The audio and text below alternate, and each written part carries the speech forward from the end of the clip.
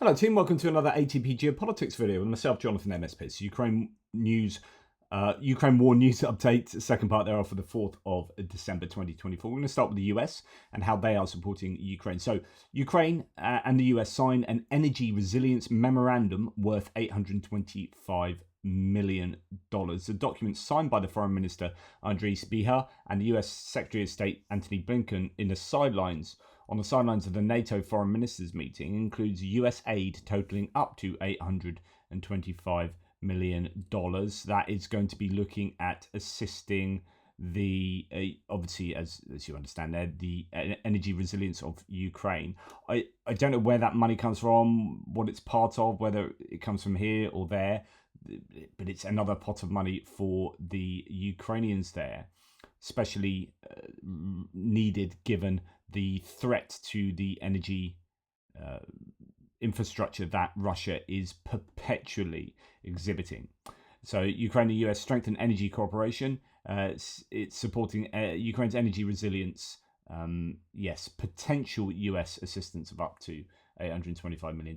But the details of which I'm sure we will find out. As someone says here, why is it always potentially and not solid, unbreakable by the next administration contract?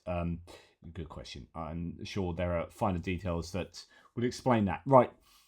Tomorrow, which I guess is today, Andriy Yermak and Rustem Umerov, so presidential office and the defense minister, will go to the US for talks with the Trump administration.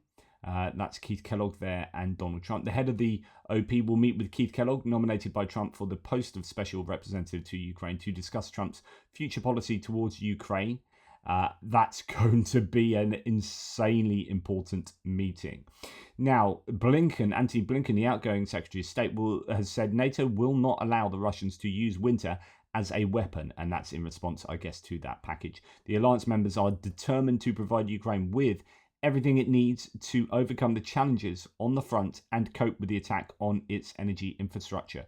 So that's speaking, I guess, on behalf of NATO there, Antony Blinken. Now, Ukraine is asking NATO for 20 air defense systems to prevent blackouts. The provision of Hawk, NASAMS and RST batteries will help avert blackouts, Foreign Minister Andriy Sybiha said in Brussels ahead of NATO meeting on December the 3rd. Interesting that Hawk are mentioned there. These older systems, there are plenty of those around the world still. Taiwan has been different rumours about how many they've actually got to Ukraine. It was thought that they had some 50 odd systems plus. And then they were all going to go to Ukraine, and then none of them were going to Ukraine. And then we found out recently that some of them did go to Ukraine. But could that be a country from where Ukraine can get a whole bunch of Hawk systems, whole bunch of air defense systems? Now, Jake Sullivan has said, quote, between now and mid-January, we will deliver hundreds of thousands of additional artillery shells, thousands of additional missiles, and other critical assets to help Ukraine defend its freedom and independence.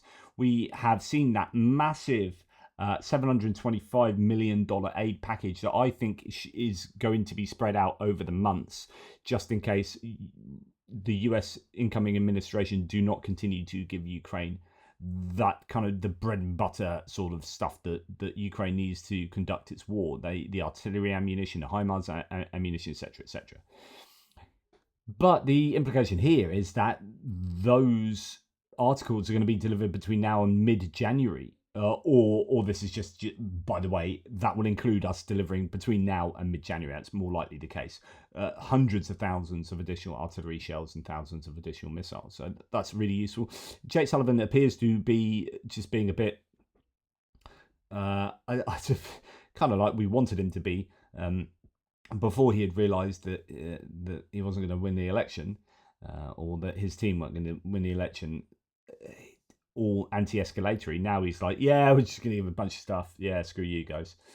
And indeed, here is a statement, the release from the National Security Advisor Jake Sullivan. This person interprets this very positively. Leeds fella.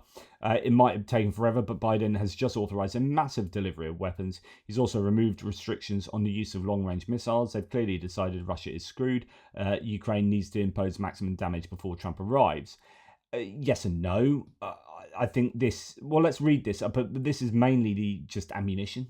basically, and yes, and the ability to use that ammunition deeper into Russia, possibly, but it's nothing tremendously different. It's just more of the same, although they did change the restrictions. In September, it says the president announced a surge in security assistance for Ukraine to put Ukrainian forces in the strongest possible position before he leaves office. As part of that effort, he directed his team to fully utilize all funding available for Ukraine's defense. Today, we are announcing a $725 million security assistance package, so that's what we talked about yesterday for Ukraine, which includes substantial quantities of artillery, rockets, and air defense capabilities. The president has directed the Department of Defense to deliver the materiel to Ukraine rapidly to ensure that Ukraine has the equipment it needs to defend itself between now and mid-January. We will deliver hundreds of thousands of additional artillery, around thousands of additional rockets, and other critical capabilities to help Ukraine defend its freedom and independence. In addition to this surge in assistance, the president has authorized a series of additional steps to strengthen Ukraine's position in this war. Just going back to that first bit, I said that they'll be spreading out the deliveries across the next sort of 5 months, maybe. That's just a speculation. What they'll probably do is try and get all of that stuff out of the US and into somewhere like Poland or Germany. And then, you're right, that's done, that's on the way. Trump can't kind of call that back, not at least particularly easily. And then it gets fed into Ukraine over a longer time period. Earlier this year, the president decided to prioritize US air defense exports for Ukraine, and as a result of this decision, Ukraine has received hundreds of additional air defense missiles, with more deliveries on the way. To help Ukraine stabilize its lines in the east, the president has authorized the provision of non-persistent anti-personnel landmines to Ukraine as a limited exception to the administration's continuing landmine policy. In response to the entry of North Korean soldiers to this war, the president has decided to adjust permissions on Ukraine's use of US-provided long-range missiles and to disrupt Russia's war machine. The United States has implemented major sanctions across Russia's financial sector, with more sanctions to follow. The president is seeking to put Ukraine in the strongest possible position, and we will continue to execute upon this strategy in support of Ukraine and its fight for freedom. Yes, I mean, why didn't you do that anyway? It would be my question. It's deeply frustrating, but at least there will be free-flowing assistance in the short term. Now, talking about Keith Kellogg, the general that has been, or the retired lieutenant general that's been put as the envoy to Russia and Ukraine.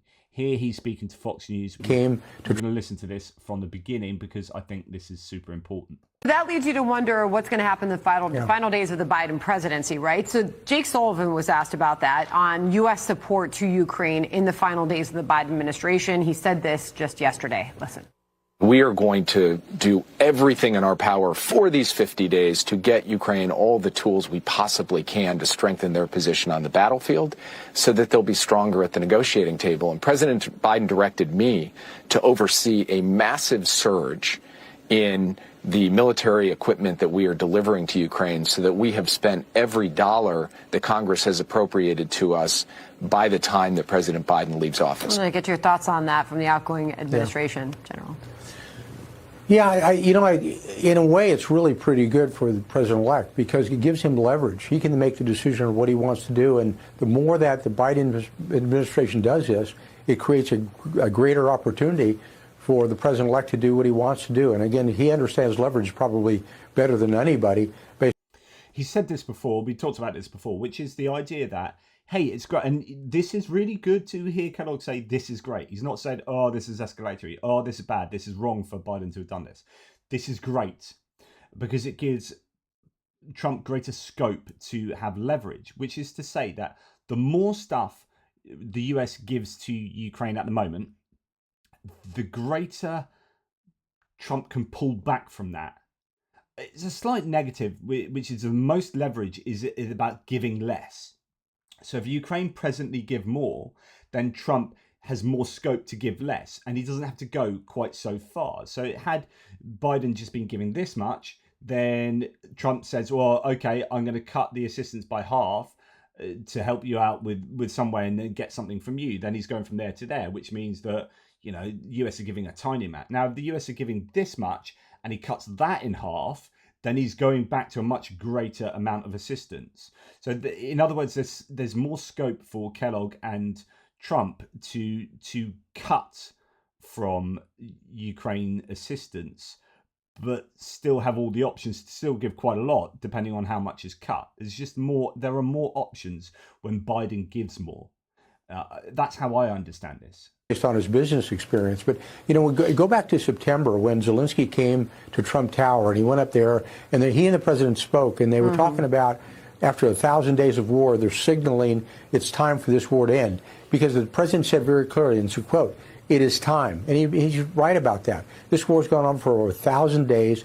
It's expanded. It's now global in nature. When I mean global in nature, when you look at what's happened, you've got the North Koreans involved by providing troops, you've got the Iranians involved, you've got the Chinese involved, and you've got the Russians involved. So the makeup of the war has expanded, and it's time we kind of put it back in a box, not only for American security, but for global security as well. Yeah. So I don't have a problem with what they've done. It's all based on leverage. The president understands that, and he's going to use it to his advantage. General, if I could just get you to respond, I've only got about 10 seconds left, to this Russian tycoon quoted in the Financial Times talking about whether Putin will engage with the U.S. on certain conflicts. Apparently, that's only on broader conflicts. This tycoon says Kellogg comes to Moscow with his plan. We take it and then tell him to screw himself because we don't like any of it. That'd be the whole negotiation. For the talks to be constructive, we need to talk not about the future of Ukraine, but the future of Europe and the world. Real quick, final thought, or final reaction, I should say. Yeah, my reaction to that, he better understand who Donald J. Trump is, because it's a big mistake to underestimate Donald J. Trump. The world has done that before, and it's made a massive mistake. This is not Keith Kellogg. We're talking about the United States of America and President Trump, and he will handle it like he's always handled it. And I would just my comment to him is, better get back in your box and better understand President Trump, because clearly you don't, and you clearly do not understand the United States of America. And so that is Kellogg there. And he is a big fan of Trump. He is the America First Policy Institute. So, it's not like he is much more reliably sort of DOD American. If you were trying to be derogatory, like a deep state American X, Y, and Z. This is a Trump guy, but he's also a military guy and knows his onions. He's not like your Mike Flynn.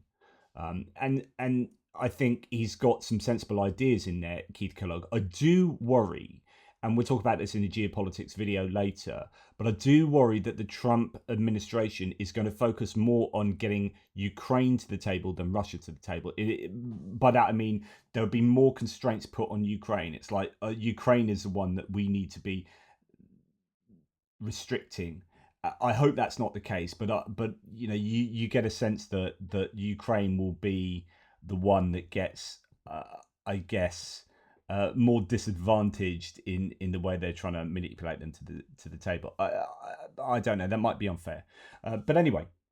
Moving on, Ukraine and the EU signed an agreement of up to 35 billion euro loan covered by Russian assets revenue. Now, what's going on here? Is this a separate one? Is this the same one we keep hearing reported? Is this part of the $50 billion dollar loan? What is going on? I'm so confused because I thought this has all been wrapped up and then it appears not to be. Anyway, let's read into it. Ukraine's finance ministry and the EU signed a memorandum of an agreement to attract up to 35 billion euros, that's $36.7 billion, as part of the G7 loan, the ministry said today. The European Commission unveiled the 35 billion euro loan in September within the framework of the G7's broader $50 billion dollar loan, which is covered by the proceeds from frozen Russian assets. So funding is ever more crucial for Ukraine as Russia's war continues to take a staggering toll, etc., etc. Now, the final amount of the EU's contribution will be determined, quote, after all parties to the initiative approve the amount of the loans. As the US promised to contribute $20 billion, the EU's assistance might eventually amount to 18 billion euros or $18.9 billion, the ministry said. Kyiv expects revenues of roughly 300. So I don't understand here. So this is the same one, but now they're doing a memorandum, right? Has this not all been sorted out already? 35 billion euro loan. There's talking about 35, and then it says the EU's assistance might eventually amount to 18 billion euros. I don't know. Kyiv expects revenues from roughly $300 billion in frozen Russian assets in G7 countries to be used to repay the loan rather than Ukraine's own resources repaying those loans. The country's parliament recently passed a bill to that effect, positing that it would not repay the G7 loan without reparations from Russia. The next important step is to raise the funds from the frozen assets of the aggressor country. In recent months, we've been actively working with the European Union and other parties within the initiative to achieve concrete results in meeting Ukraine's financial needs in 2025 and beyond. Okay, that's still rumbling on, and I'll probably still report about this about 5 times next week.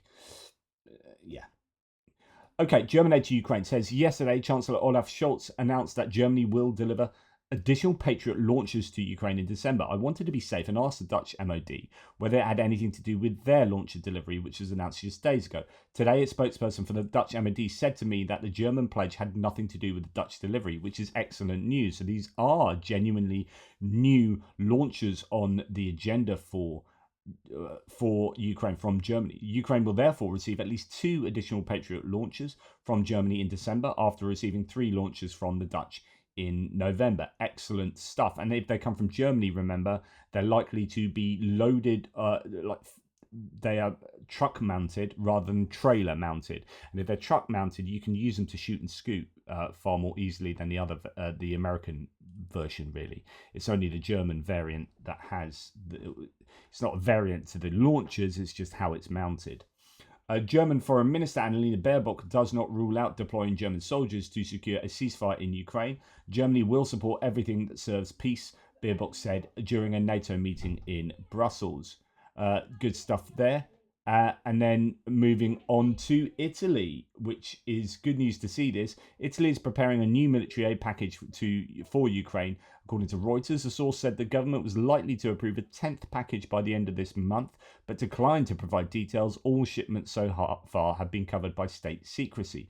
Excellent, because actually Italy have been one of these big powers with a big military and a great ability to help Ukraine, but it's been stymied really by a coalition government that includes 2 of the 3 parties being broadly in support of Russia rather than Ukraine. And it's only Giorgia Meloni that's holding out her support for Ukraine. I think Italy has been compromised more than many countries, but they have the ability to help Ukraine a lot more than they presently are. The previous leader, Draghi, was a great supporter of Ukraine and left some things in place.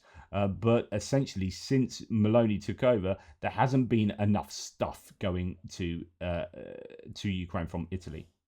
Now, the rate of production of AASM bombs, these are French guided glide bombs that are being used quite frequently by the Ukrainians. The production of these bombs has accelerated both to enable larger deliveries to Ukraine and to replenish national stocks. We heard that they were getting 50 a month. That was the original supply, to the tune of 600 over the course of a year. And then I think they blew that out the water with the next, you're just going to get 600, or was it even more than that? But they are going to get a lot more of these missiles, which is good news, especially with the Mirage 2000s coming online, that I'm sure will be using those. Okay, Ukraine is, because the Mirage were originally an interceptor plane and they're being adapted to be a kind of fighter bomber. I think they are going to have these missiles and bombs that can be fired and dropped from the Mirage. I think that's the case. So Ukraine, and I reported on this recently and it said this is long overdue. This should have been news from 2.5 years ago. But Ukraine is accelerating missile production, according to Zelensky.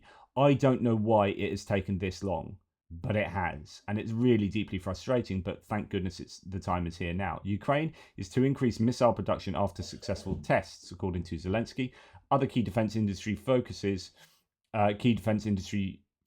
include FPV and recon drones, as well as further missile research and development, artillery, according to him.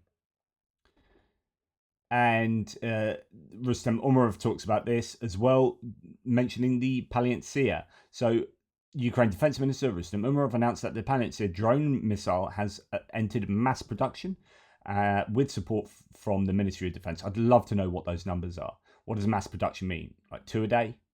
1 a day? 5 a day? 10 a day? More the merrier for the Ukrainians. Additionally, the production of the R-360 Neptune cruise missile has been restored and scaled up, with enhanced range capability. So they previously talked about that being capable of firing to a distance of 1,000 kilometers. Again, I don't know why that's taken so freaking long, but it has, hasn't it? Right, Denmark has pledged 6 million euros to restore Ukraine's energy infrastructure damaged by Russian attacks. Denmark currently leads among Ukraine's international partners in the aid to GDP ratio, so they're right at the top of the list for the amount of assistance they give to Ukraine as a percentage of their GDP. And that's coming from the Minister of Foreign Affairs in Denmark during her first visit to Kyiv. And we hear that. I'm including this, it's a bit of a digression, but it's interesting for me as a British person. It's interesting from a political point of view, but also a national security point of view. Now, I talked to you about, news coming from, and we talked about this with Daniela actually, and Erland, I think, but Daniela from Touchney was talking about how the Brits are at the moment, or BAE Systems in Sheffield and Forgemasters are producing gun barrels, and that is going to be using, British steel, it appears, etc., etc. So there's a ramping up of defence equipment production in the UK, which is really good because that's going to help Ukraine and it'll help the UK as well. Then this is the context of all of this is a declining steel industry in the UK that has been privatized off, and then you can make big economic arguments about privatization and Thatcher doing this and was that right and should we have done that and this, and over time things have been privatized by successive governments. But then you have an issue with actual national security. So if you're privatizing things off and then Tata Steel get hold of this, you have a Chinese concern and then you have an Indian concern, and these become superpowers in the world and they control your steel industry and then shut it down because it's not as profitable as them making it cheaper abroad, then you're left with a lack of expertise, but then a lack of your own steel that's being produced, which then impacts your ability to produce defense articles, which affects your national security.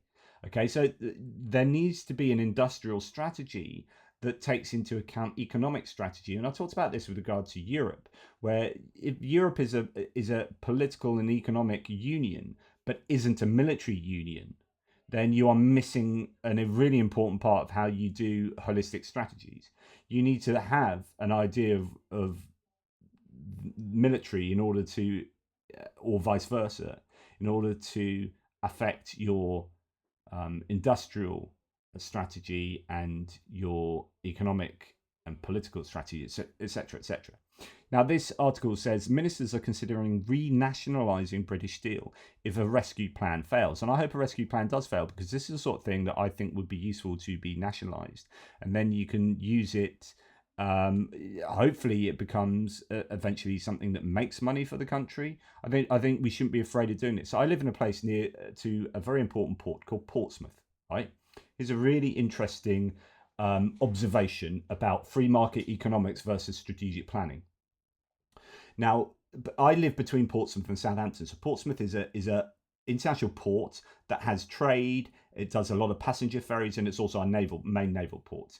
And then we also have the port of Southampton, which is much more a commercial port. And Portsmouth City Council had a choice as to whether to keep the port operating under its own kind of entity, a nationalised entity, if you like, a council-run entity.